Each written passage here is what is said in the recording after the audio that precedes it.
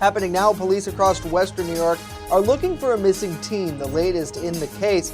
Plus, when New York will lift its mask mandate, Governor Cuomo says starting Wednesday.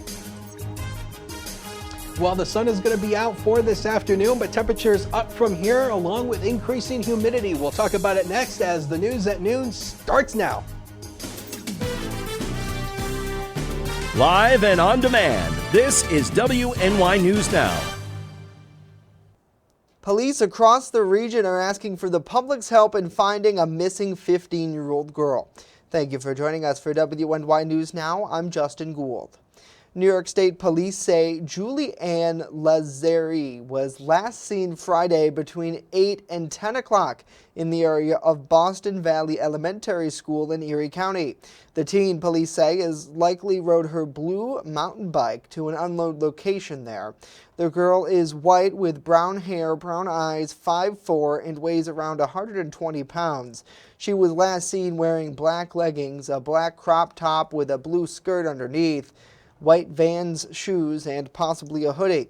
Anyone with information in the case is asked to call state police at 585-344-6200.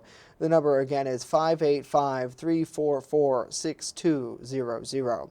Well, late-breaking news into our newsroom. New York State is adopting the new federal masking guidance for those who are fully vaccinated against COVID-19. Governor Andrew Cuomo announced the news during a press briefing this morning. He says the new policy, officially recommended by the Centers for Disease Control and Prevention last week, will go into effect this Wednesday.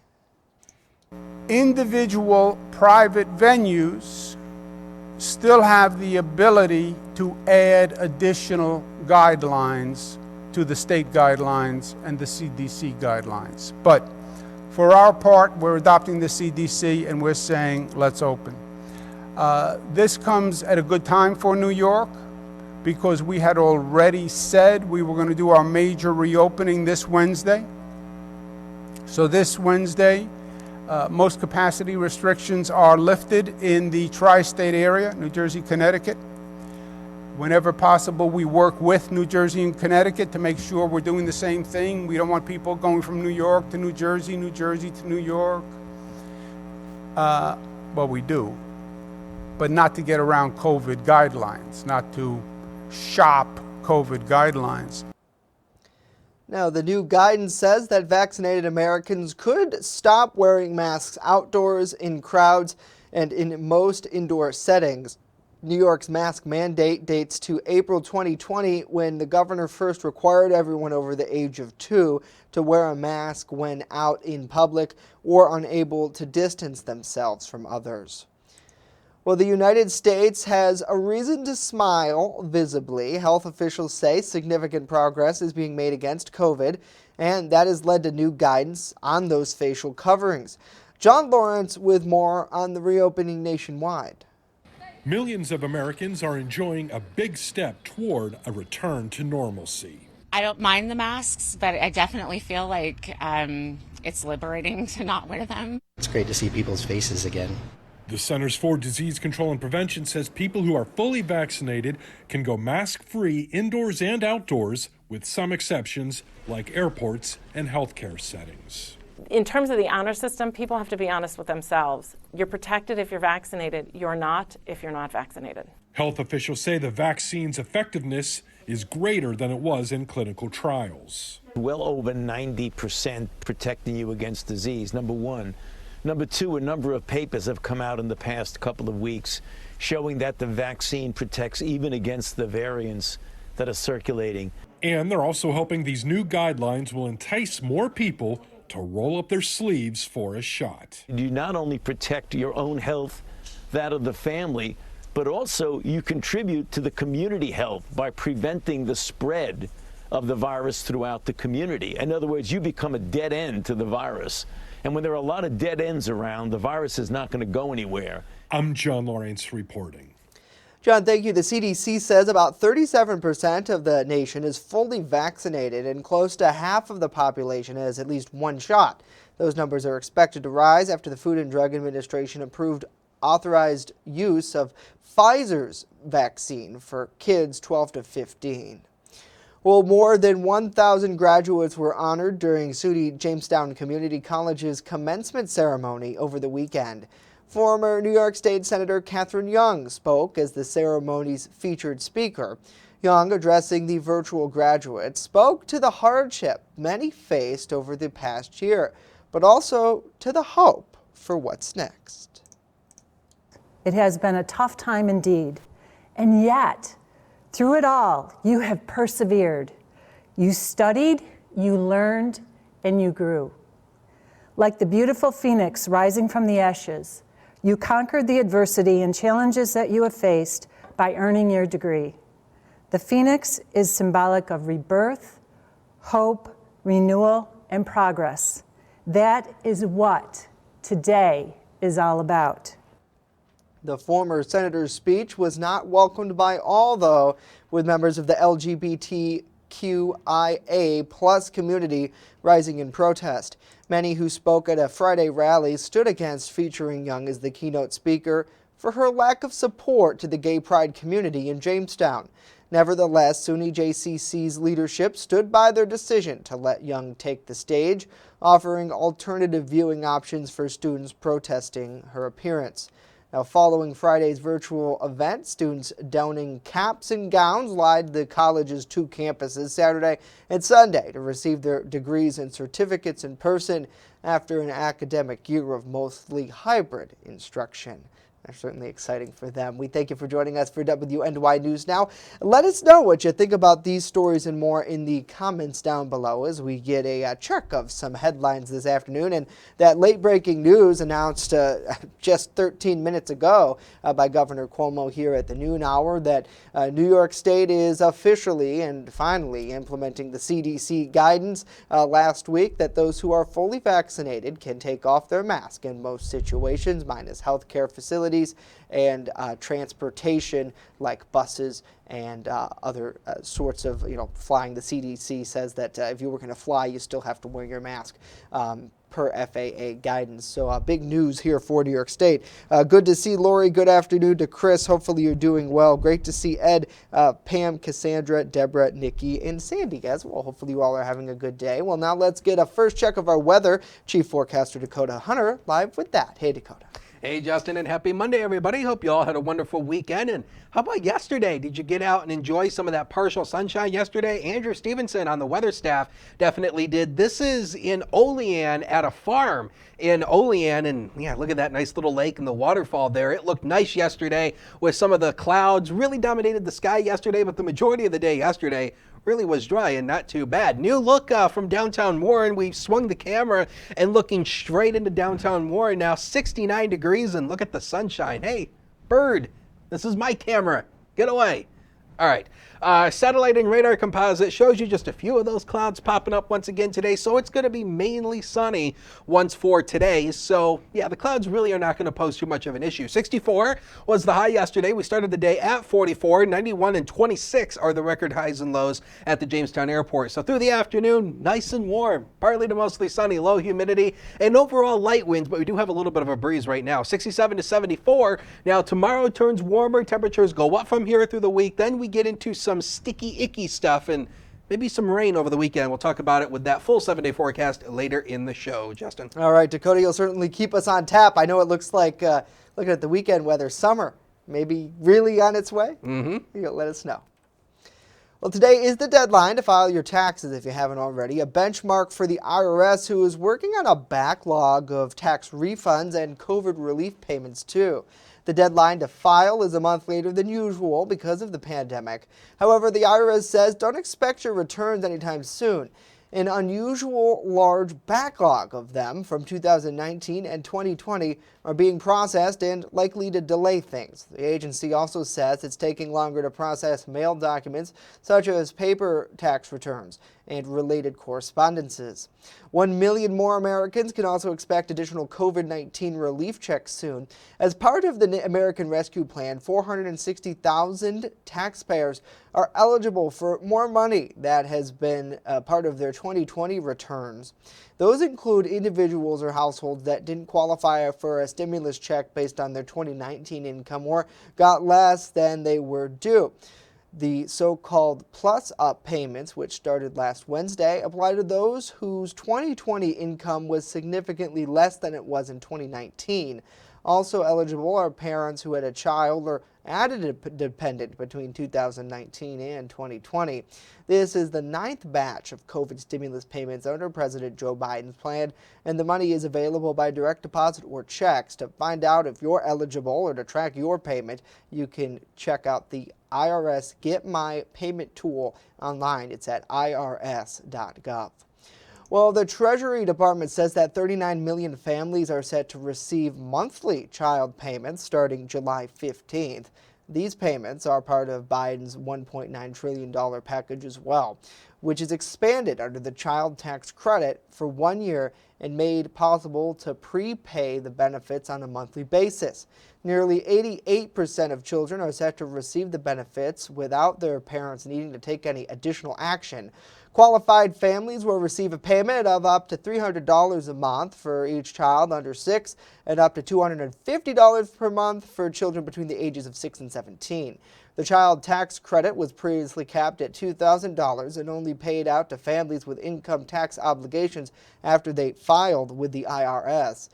But for this year, couples earning $150,000 or less can receive the full payments on the 15th of each month, in most cases by direct deposit.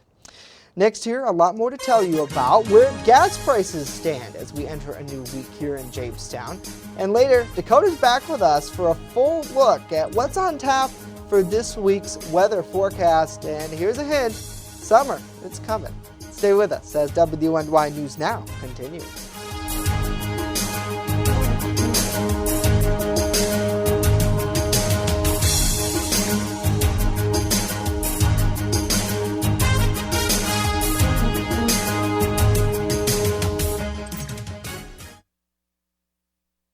With coverage that matters. This is WNY News Now.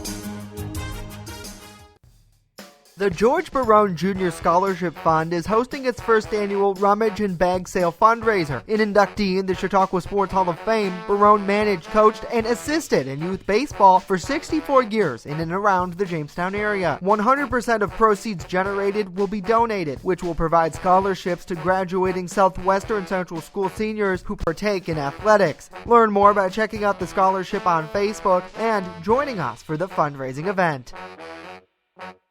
EagleZip.com is your local one-stop shop for all of your home and business computer needs. Located on Fluvan Avenue Extension, just outside of Jamestown, EagleZip.com sells and services all brands of desktops and laptops, as well as servers and network equipment for your business.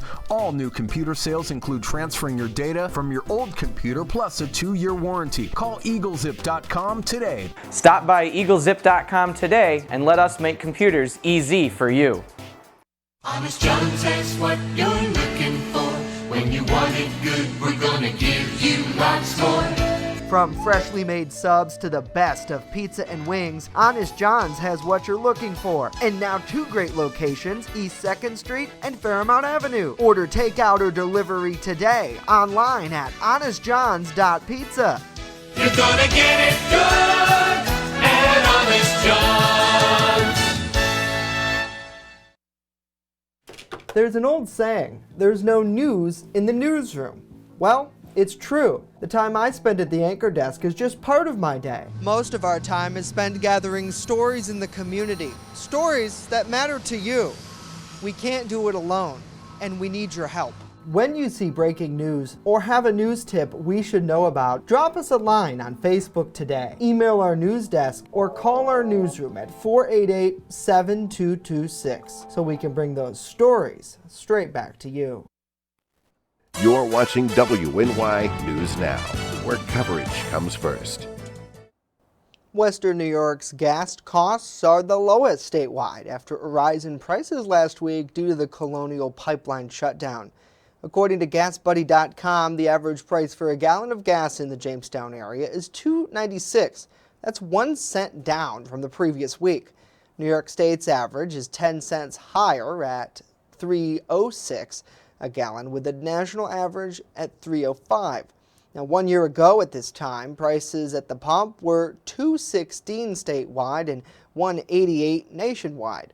AAA says that the Colonial Pipeline shutdown led to an increase in gas prices at the national level during a time when prices were already rising due to higher crude oil costs and demand ahead of Memorial Day. The travel agency says states that have been experiencing supply strain should get relief with a decline in prices in the coming days. Furthermore, AAA reports that Memorial Day typically results in some of the year's highest gas prices. The organization does not expect this to keep people from traveling this year, though. Well, one of the nation's top health agencies says schools should keep using face masks until the end of the school year.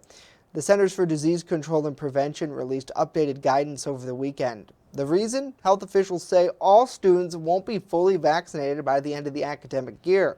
Children under the age of 12 aren't yet eligible to receive the COVID-19 vaccine here in the United States. The recommendation comes after the CDC last week announced that fully vaccinated people don't need their mask or need to practice social distancing indoors or outdoors except under certain circumstances.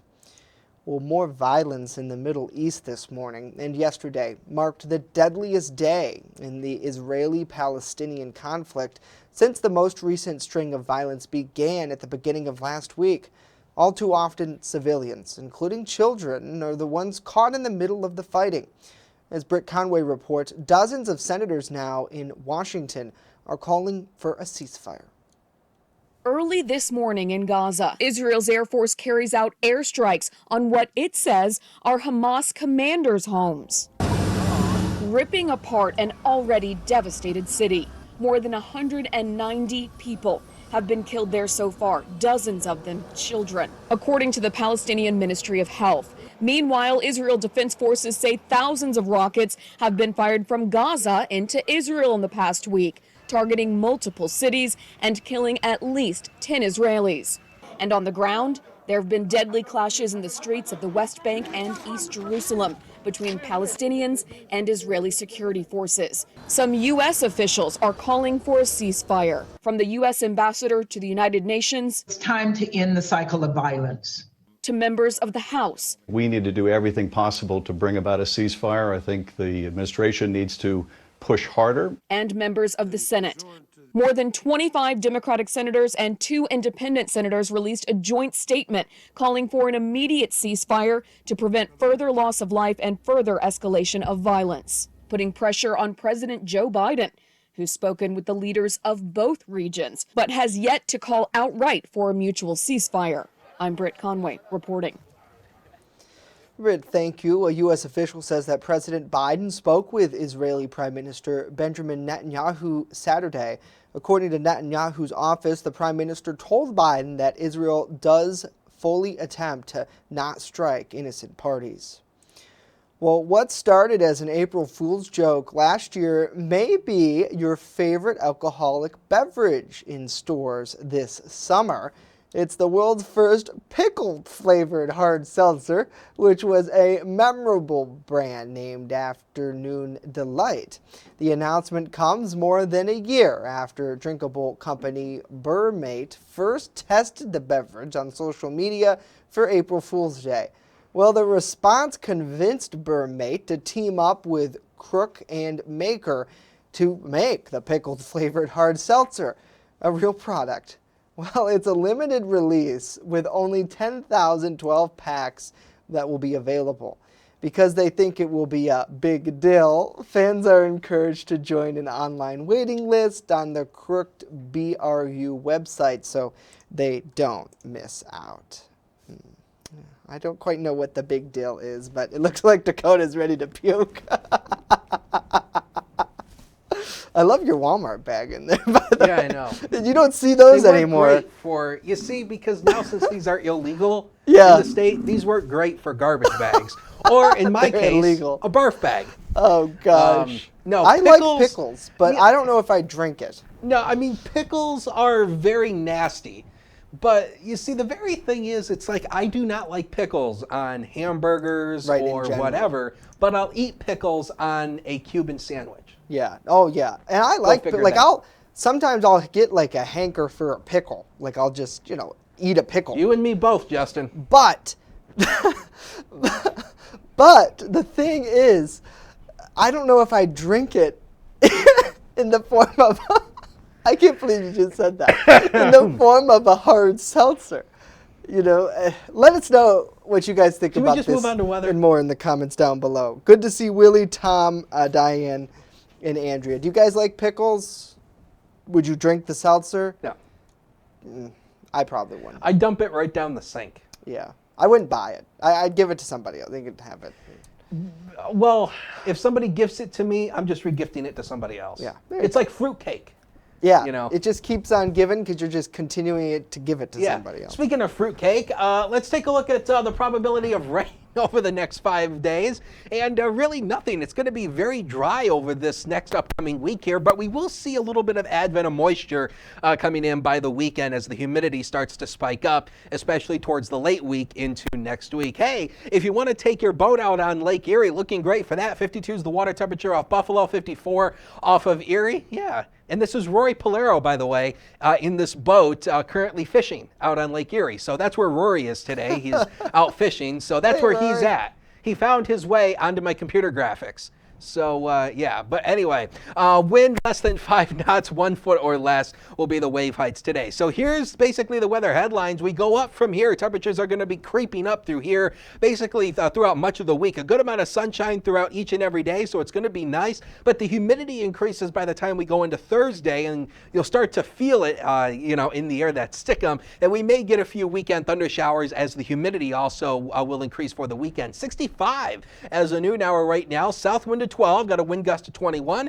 All in all, not bad out there, and you can see that sunshine from the top of the DoubleTree Hotel. So let's show you the satellite and radar composite. Well, first of all, here's the temperatures over the next 5 days. I forgot this was in here with all the goofy stuff we were doing. But you can see here that 80 degrees on Thursday, but also this warm up on Wednesday, Thursday, Friday also comes with increased humidity. So you'll be able to feel that stick in the air once again. So the muggy meter for the first time this year, back once again, and you can see here that we're going to be shooting up into this humid category by the time we go to Thursday. So dew point temperatures between 60 and 65. You'll be able to feel the humidity in the air. So yeah, it's time to start breaking out the air conditioners and the fans. With high pressure and control, all of this mess basically should stay to our south and move off the northeast coast. This should not be a problem for us because strong high pressure is going to keep it away from us. So you'll see Future Scan bring in a few clouds through the afternoon. Tries to spin up a couple showers this afternoon. Don't count on that. Future Scan's going way too crazy with that. Then tonight, mainly clear skies. Tomorrow will be another gorgeous day. Lots of sunshine, just a few clouds dotting the sky,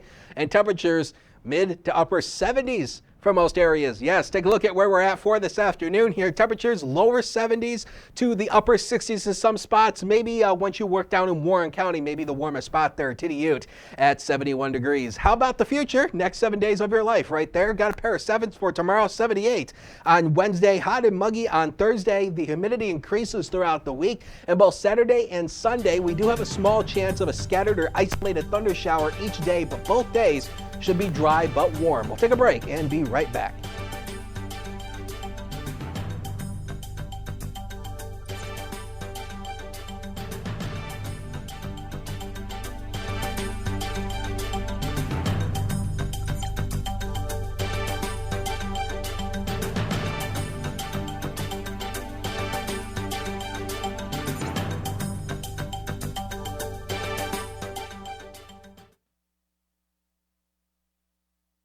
With coverage that matters. This is WNY News Now.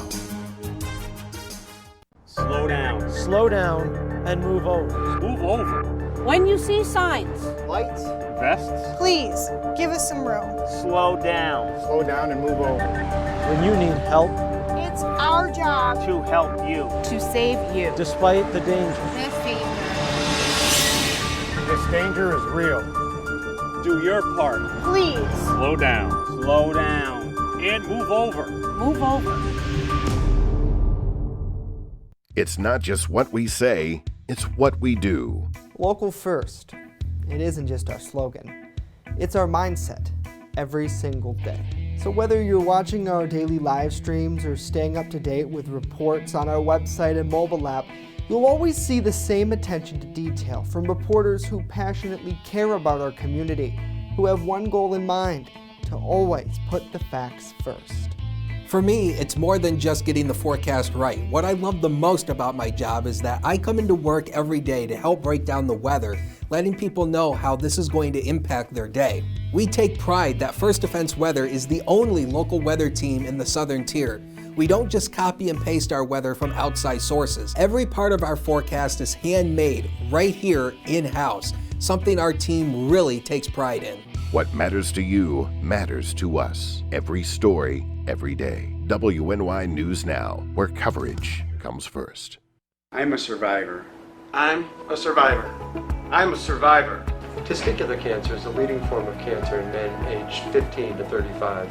1 in 250 men will be diagnosed with testicular cancer. But 98% will survive if detected early. As a survivor, I believe early detection is the key. Learn how to do a testicular self-exam and other important facts about testicular cancer at oneball4tc.com. You're watching WNY News Now, your source for breaking news. Well, the latest entry in a long-running franchise is topping the box office. David Daniel has the early estimates for the top 5 films in theaters this weekend. You and the dragon are coming with me. My sword here says we're not. Raya and the Last Dragon managed an 11th weekend in the top 5, earning $1.7 million. Demon Slayer the movie Mugen Train fell to 4th place, taking in $1.8 million. Angelina Jolie and Those Who Wish Me Dead debuted in 3rd place with $2.8 million. You were in an accident. Mama's son. He didn't make it. After one weekend on top, Wrath of Man fell to 2nd place, stealing away with $3.7 million. All available units, officer down. Detective Banks en route. Spiral easily debuted at number 1. The latest entry in the Saw franchise, starring Chris Rock, took the biggest slice of the weekend box office, $8.7 million. In Hollywood, I'm David Daniel. Alrighty, David, thank you. Those Who Wish Me Dead is also playing online. You can stream it through HBO Max. Lots of great movies, and I think we talked about this a couple weeks ago now when Dipson finally reopened. I got a first row seat, no pun intended, to the reopening process, and it was really awesome to see that we're able to get back in the theaters, whether you're going to, say, the movies at the Reg here downtown or our friends at Dipson in Lakewood. It's great to finally get back to it after so long. And that animated series, the Disney one, that looks really good, I think. And that's going to be on my list, and I think probably I might actually stream it. I don't know. I should go. I should actually go. My girlfriend and I were talking about it over the weekend, Dakota, that Those Who Wish Me Dead, that looks like a pretty good action thriller as well. So you can't go wrong with a little action in your life, but it looks good. Anything that tickles your fancy? I was going to make another joke, but as you well know, the studio is going to be a garage tomorrow, so... you got to be careful what you say, Dakota. Yeah. But no, I mean, in terms of movie, like, I have the weirdest selection when it comes to movies. Like, my movie taste is like Christmas movies. Who doesn't? Did you see that Lifetime is starting to play Christmas movies again this summer? Like this month, I believe. They're picking it back up. Oh, to try they're to not help doing people. the Christmas in July. They're doing it now, beforehand? starting now. Yeah, leading really? up to it. So just as long as they're actual Christmas movies and not these Hallmark style Christmas movies. Which, I think they're the Hallmark style. Oh God, they're my grandma's favorite. Oh, where everybody's a winner at the yes. end. I mean, my mother watches Hallmark Christmas movies religiously every single year, and it's like every movie has the exact same plot. Yeah, I think we talked about this once before, where it's like, so the movie starts with a single mom of kids, and she's dating this guy throughout, like I think 70% of the movie is this woman questioning if this guy's the right one. Then at the end of the movie, the woman and the guy get together, they get married, and then they run off into the sunset claiming she found love during the Christmas holiday. Every single movie. Hey, people like it, right? Can't go wrong. Well, as long as there's people out there who's still going to watch it, I guess they'll still produce it. True. So All right, well, that's going to do it for us today. Of course, news continues 24/7 at WNY. I'm wound up for a Monday. Good to see Pam. Good to see Kevin, Tammy, and Willie as well. Hopefully you all are having a great day. We appreciate you tuning in. We'll leave you with this live look over downtown Jamestown. Of course, Dakota and I are back here tomorrow live at noon. We hope to see you then.